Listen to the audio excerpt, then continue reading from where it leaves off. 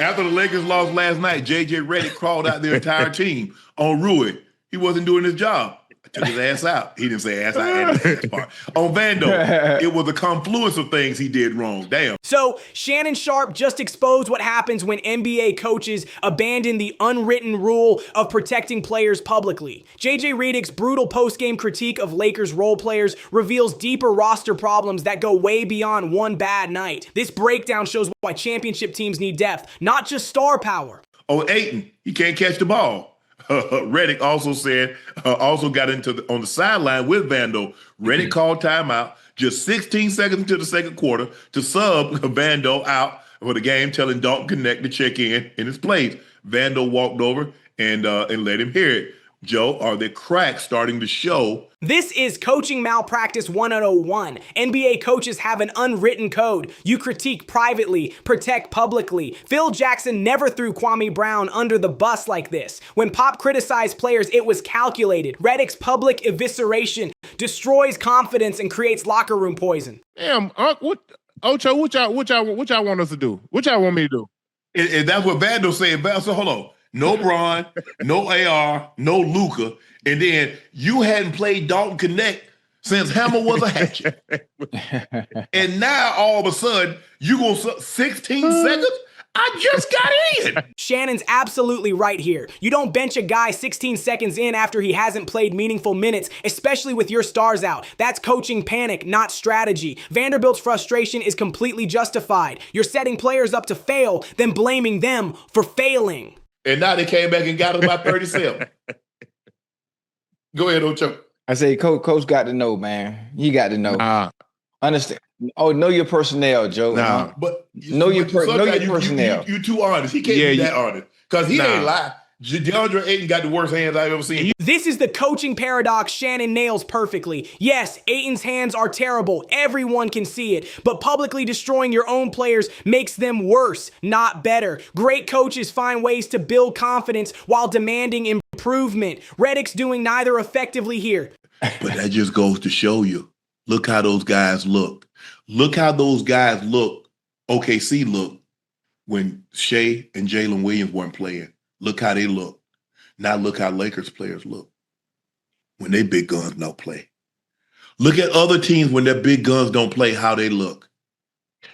Well, damn. And y'all talk about the Lakers. Ooh, the Lakers loaded with what? With what?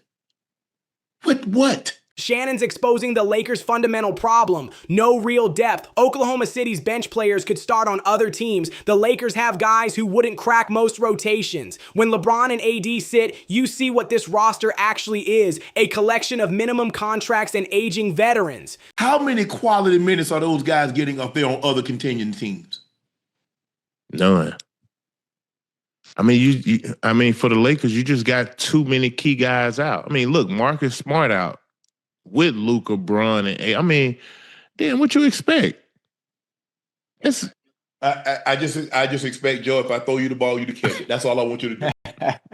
And don't let it go out of bounds. This is what kills championship dreams. Basic execution failures. Shannon's not asking for all-star plays, just fundamental basketball. Catch the ball. Be where you're supposed to be. When veteran NBA players can't do these basics, it's either effort or mental breakdown, both coaching issues. And the man said it was a confluence of things that he did wrong. Well, damn. Other than have his jersey tucked in and chuck it in the game, that's the only thing he seemingly did right. That what Jay said. I mean, with them, you arguably playing against the best defensive team in the league, man. These dudes they stingy. They ain't giving up nothing. OKC, no matter who hurt. Well, okay. I can understand that. Shannon's mockery of Redick's vocabulary is perfect. Confluence of things. Just say he screwed up. The fancy language can't hide that your coaching decisions put players in impossible positions. You can't coach with a thesaurus when your team needs clear, direct communication. So I can't let who we playing dictate how I play, Ocho. Mm-hmm. I'm going to be where I'm supposed to be. I'm going to do what I'm supposed to do. It seemingly, and I could be wrong, I could be totally off base, but JJ wasn't pleased. JJ, like, because the one thing about the little while that I did work with him, he's a very, very serious guy. And he ain't got no problem. He gonna tell you. Shannon's personal insight here is gold. He worked with Redick and knows his perfectionist nature. But being meticulous in preparation means nothing if you can't adapt when plans fall apart. Great coaches adjust. They don't just point fingers when their systems fail. I mean, he come out there and he know like he should have been a lawyer because his notes are immaculately wrote. You're like, yes. He write the dissertation. Absolutely. I'm like, well, damn. My notes don't look nothing like this. Hell, my notes probably only I can read them. Yeah. Somebody get his notes, they're gonna be able to read everything because it's so, I mean, to the T. To the T. This contrast is devastating for Redick. All those perfect notes, immaculate preparation, lawyer-level detail work, and his team still can't execute basics. It shows the gap between theoretical coaching and actual player development. Preparation without adaptation is just expensive note-taking. Sometimes I got to tell them they're good when they're not. Yeah. Sometimes I got to tell them they're doing a good job when they're not. Hey, listen. I mean, think about it though. Think about it. I think with the Lakers getting embarrassed last night at home, fellas, I think that's really what set JJ off. You know, you making, brush that under the rug on the road, but when you at home in front of those that Laker crowd,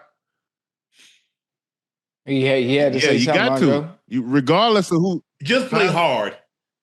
Just play hard, Joe. Shannon gets the psychology of coaching here. Sometimes you lie to build confidence. Sometimes brutal honesty is needed. The art is knowing when to use which approach. Redick's choosing public humiliation over player development, and that destroys teams faster than bad defense. At one point in time, the score was 42-42.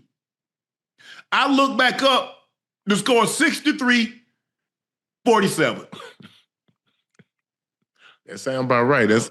No, 60. Yeah, like 69-47. But anyway, I think they went on like a 20. They went on like a 23, a 25-5 or a 27-5 run.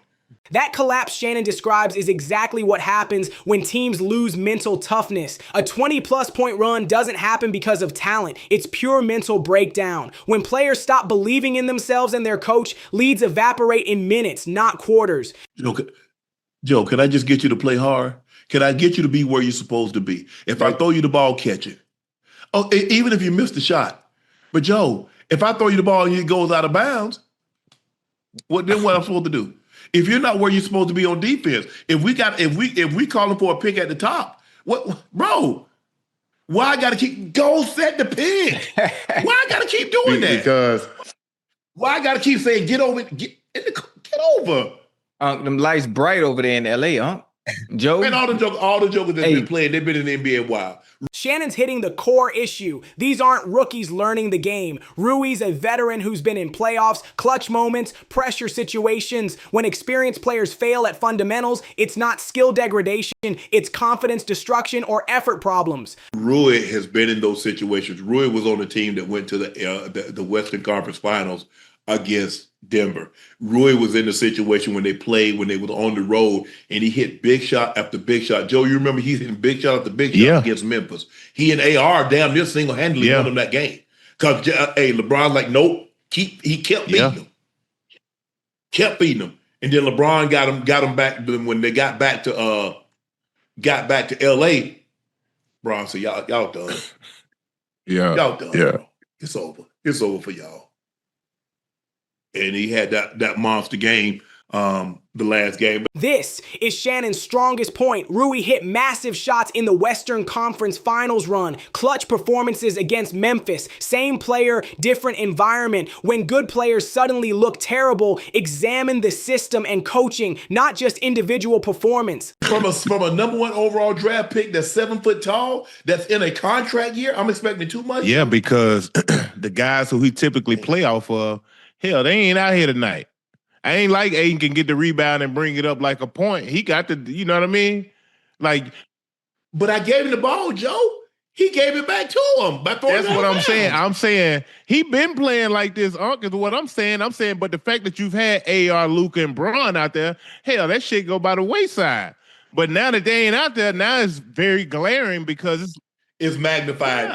Everything gets magnified when those guys are not there to cover. Shannon's expectations for Ayton are completely reasonable. Number 1 pick, 7 feet tall, contract year motivation, and he can't catch passes. That's either coaching failure to utilize his strengths or mental breakdown from constant criticism. Both point to systemic issues. Sometimes, you guy been playing like poop, but you had guys to pick the poop up there or you cover go. it up. Now, when there's nobody there to pick it up or cover it up, you're like, well, damn, is everybody just going to let their dog just go out here? Because I be walking, I'm like, bro, it makes me mad. The guy, hold on, you pick the poop up, put it in the bag, and then throw the bag on the ground. You should have just left it down there. I mean, how sorry, Joe, how sorry do you have to be? You pick up behind your dog, and then instead of carrying it and putting it in the trash can at your home, you throw the bag on the ground with the poop in it. Shannon's dog poop analogy is genius and perfectly captures roster construction failure. LeBron and AD are like landscapers covering up the mess. Remove them and you see what's really there. Role players look competent when stars hide their deficiencies. Max Kellerman says that he would rather have Cooper Flag over Luka Doncic coming into the NBA. I would rather have Cooper Flag over Luka. I like his style of play. I like Luka is a better playmaker, but Luka isn't a defender. Cooper is excellent. Cooper Flag is one of these actual that can defend 1 through 5 level players. He's an athletic, and he has a style I like, which can lead to winning in a championship. He can be the best player on a championship team. I would say he's the best teenager since LeBron. Shannon's Cooper Flag take is spot on about championship DNA. Luka's offensive brilliance is undeniable, but Flag's two-way impact resembles young LeBron or Duncan. Championships require players who can anchor both ends, especially in clutch moments when offense stalls. If I take Cooper Flag and I take Cooper Flag and I put him on that Dallas team and I remove Luka, can he do what Luka was doing to the Clippers? No. With Kawhi, PG, and all those defenders. See, I think some people, you lose sight of just how great Luka is. And I get it. This is Shannon being perfectly balanced, acknowledging Flag's potential while respecting Luka's proven greatness. Could rookie Flag handle playoff Kawhi and Paul George? Probably not yet, but Shannon's point about ceiling and championship fit remains valid long term. But what I was impressed was when I saw them Joker scrimmage against the men's national team that was taking their ass to Paris and try to get that gold medal, and what he was doing to those guys, I said, oh yeah, he didn't have no problem in the game. Yeah. That's 12 or 15, well, however many players we sent over there. That's our best we got. Yeah, he's that's Bam. That's AD. That's AD. And he giving them work. Yeah, Shannon witnessed something special in that Team USA scrimmage. When an 18-year-old holds his own against Bam, AD, and NBA champions, that's not potential. That's readiness. Those weren't college players. That was America's Olympic talent getting worked by a teenager. But he had to grow up fast. Because like you said, he tired of losing.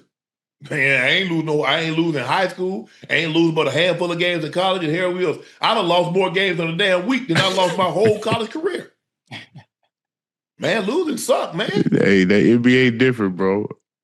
It's a reality. Yeah, and think about it. Even you can win. Think about this. I mean, going 62-20. You lost 20 damn games. Some of these guys lose more games in an NBA season than they lost all the high school and all the college. Yeah. Shannon captures the psychological shock perfectly. College stars go from losing maybe 5 games per season to losing 5 games per month in the NBA. That mental adjustment from guaranteed success to constant adversity breaks some players before they ever develop.